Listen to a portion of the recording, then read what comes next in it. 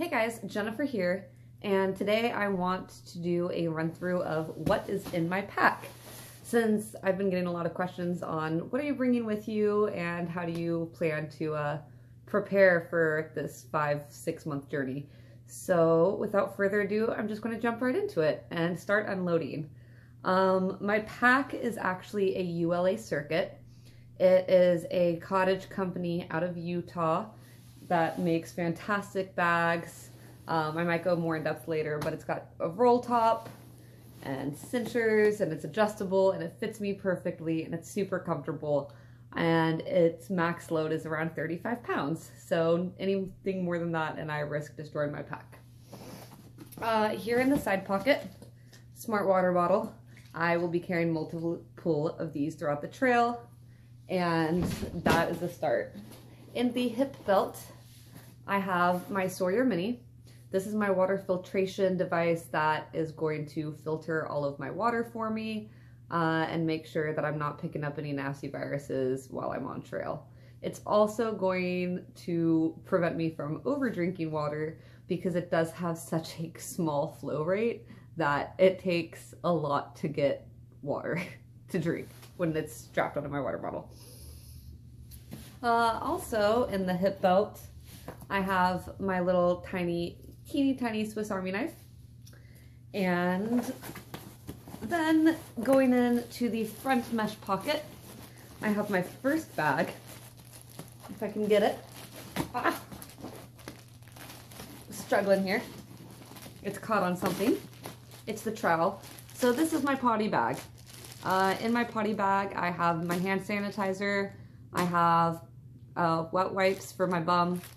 I have a bandana that is going to be my pee rag, so I don't have to pack out any toilet paper and just create extra waste.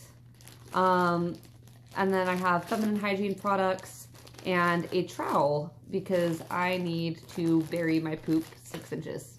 So I have my bathroom bag, and also in this front mesh pocket, I have my pack cover specifically for the ULA Circuit.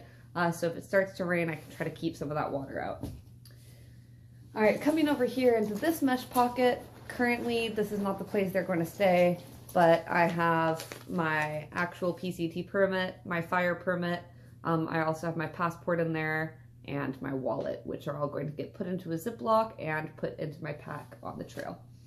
All right, so coming here after I undo some load fasteners and the roll top, I have everything for the most part in a compactor bag, and that will change kind of, but the trash compactor is to keep the inside of my pack clean and also semi-dry in case my pack cover fails or I go through a river crossing.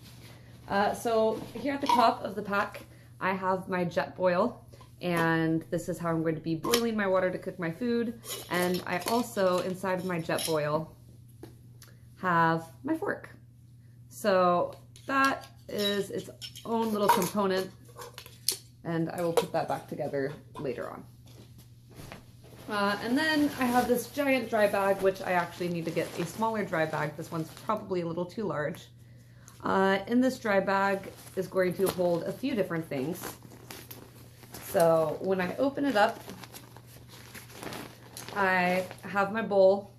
I know my jet boil comes with a bowl, but sometimes if I'm cooking like macaroni and cheese or ramen, the bowl it comes with doesn't fit necessarily, and I'd like to use that as a cup.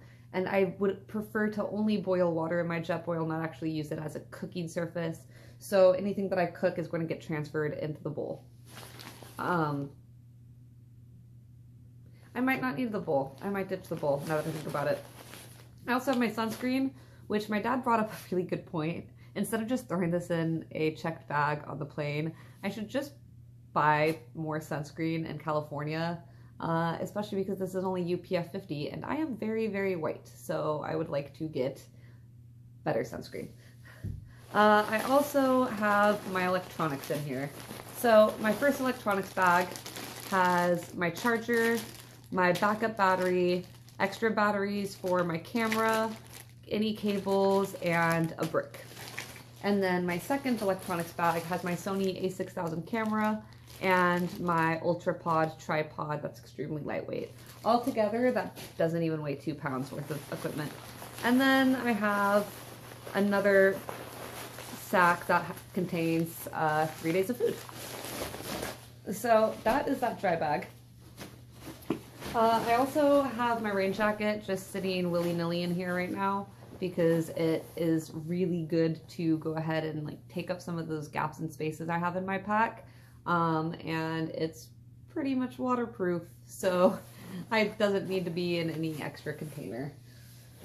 I then have this really awesome insulated cook pouch that Shane was so kind to make and ship to me.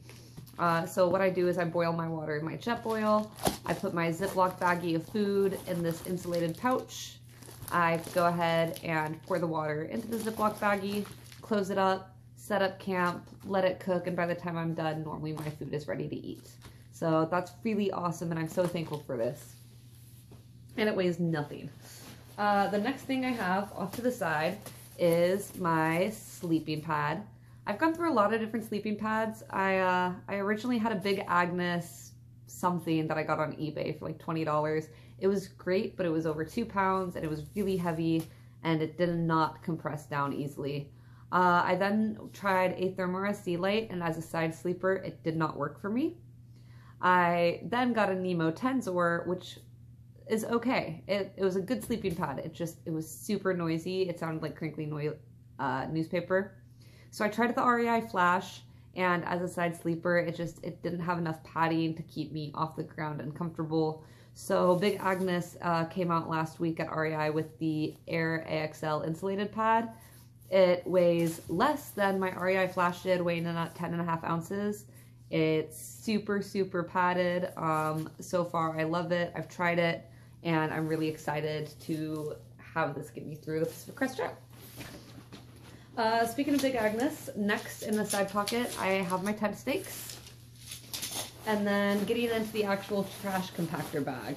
So sitting right here on top is my Big Agnes Fly Creek HV UL1 tent.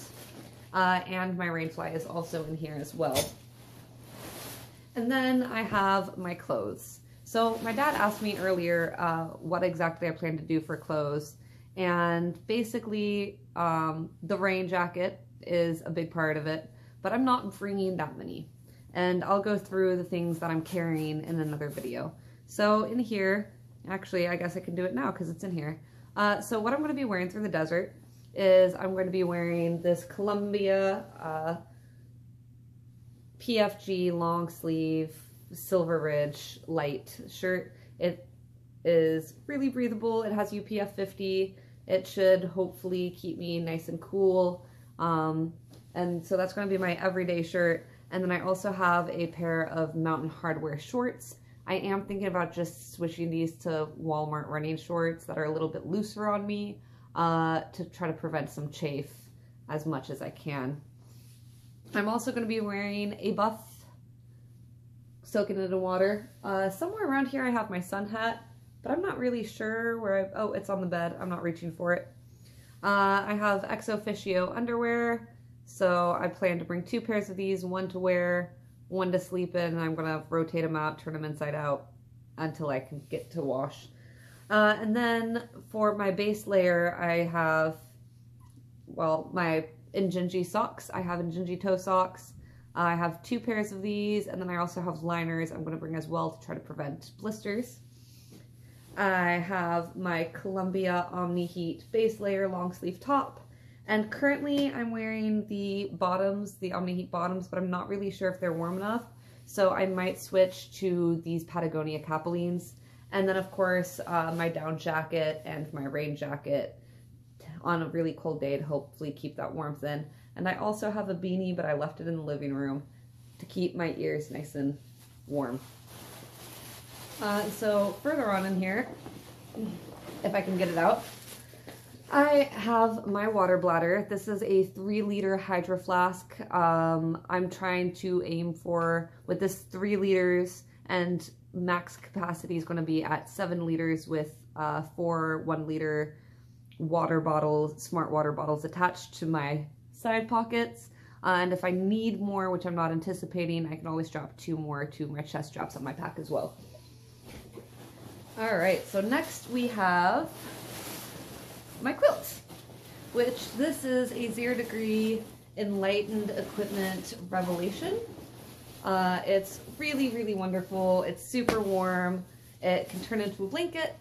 It can also go ahead and zip up the foot box, draw the drawstring, and then use the straps that come with it to attach it and just throw it on top of my sleeping pad to insulate myself and keep myself warm on super cold nights. So this is a lifesaver. I got custom colors. I chose forest green, I chose forest green and burnt orange, but they have tons of different options, and I chose 850 down as well. The size, if anyone is wondering, I went with a regular. I've tried a short before, and I like to cocoon myself and kind of put it up over my head, and I like to toss and turn in my sleep, so I wanted room. I didn't want to go with a slim, and I didn't want to go with a short, just because I am an erratic sleeper. As far as anything else that is in my pack, my trash bag, which everything goes in to keep myself nice and dry. And then the last thing is, not the last thing, I have one more thing. But this is my little gear repair / medical tip or kit. So in here I have an extra tent splint for my tent poles. I have duct tape in here. I have seam seal.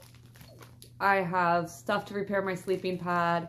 I have moleskin, quick clot, and then I'm going to be adding my inhaler, and I'm going to go ahead and add ibuprofen, which is hiker candy, and a few other things. I do think I have electrolytes in my food bag just because it's considered a food and I'd prefer to have it in there. So my gear repair and medical kit, I'm having trouble talking today. And then the last little bag I have in this pocket is more feminine hygiene products, nail clippers, toothbrush, toothpaste, floss, anti-chafing body glide, sunscreen, lip gloss, and then I'm probably going to end up ditching them, but since I cut my hair, I want to feel feminine a little bit more, so I do have eyeliner and mascara in here just because, I don't know, I might want them in town. I might ditch them. We'll really see how I feel once I'm on the trail. I know that sounds stupid, but it is my luxury item. And then in this side pocket, I have my headlamp, which is really important. I also have my Spot GPS in the mail. It's not here yet, so that is on its way, and I'll do a separate review on that once I receive it. I have another thing of lip balm just because it's really easy to lose them, and I really want UPF protection for my lips. And just because I do get hot and sweaty and I'm going to be going through all different temperatures, I'm not trying to get cracks right at the mouth crease and just be more uncomfortable than I have to be. I'm also bringing a hard glasses case. I do wear glasses. I'm hoping I don't break any. I have 2 other pairs that my dad can send to me if I do break some.